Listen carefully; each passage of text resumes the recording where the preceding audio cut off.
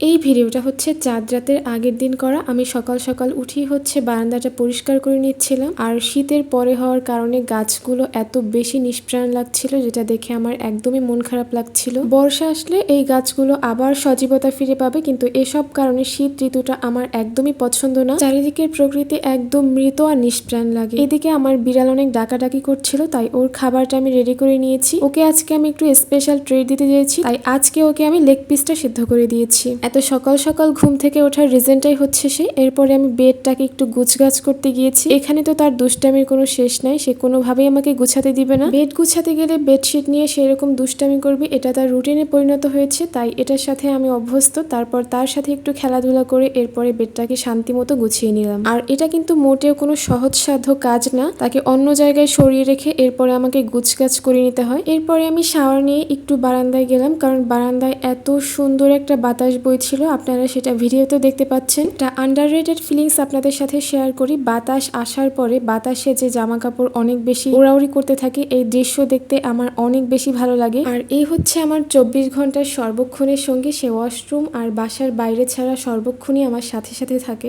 আমি যেখানেই যাই না কেন সে আমার পিছু পিছু যাবেই, এটা আমার সবসময়ের জানা। তবে আমি ট্রাই করি ওকে বাতাস ছাড়লে হচ্ছে বারান্দায় না নেওয়ার, কারণ ওর একটু কোল্ড প্রবলেম আছে। তাকে হচ্ছে বারান্দা থেকে আনার পর থেকেই দেখছি তার অনেক মুড অফ। তাকে কোনো কাজ করতে না দিলে সে এরকম মন খারাপ করে বসে থাকে। তো এরপরে হচ্ছে আমি একটু লোশন দিয়ে নিচ্ছিলাম, কারণ তখনও অল্প অল্প শীত ছিল।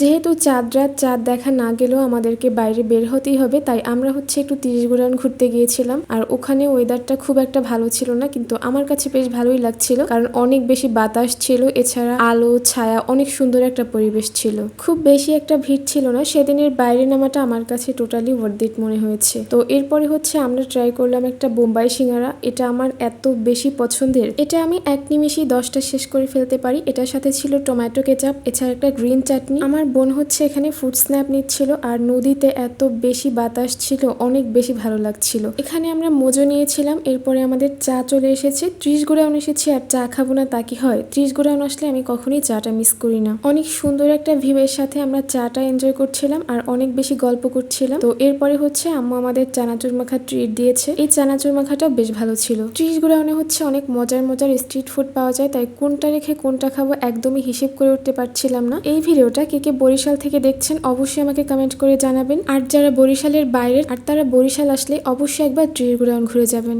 আজকের ভিডিওটা এ পর্যন্তই। আল্লাহ হাফেজ।